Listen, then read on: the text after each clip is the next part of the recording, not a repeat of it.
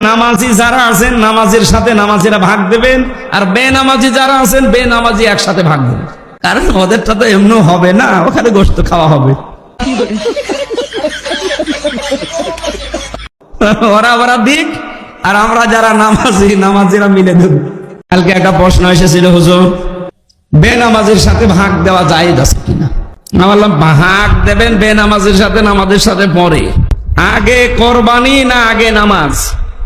ফাসাল্লি লিরাব্বিকা ওয়ানহার, আগে নামাজ পড়ো এরপরে বলেন না কেন? তা আগে নামাজের কথা দিলেন, এরপরে কোরবানি আপনি নামাজই পড়েন না, কোরবানি কিসের কারণে দিচ্ছেন? এই জন্য তাকে উত্তর দিয়েছে, এক কাজ করবেন, নামাজি যারা আছেন নামাজের সাথে নামাজিরা ভাগ দেবেন, আর বেনামাজি যারা আছেন বেনামাজি একসাথে ভাগ দেবেন।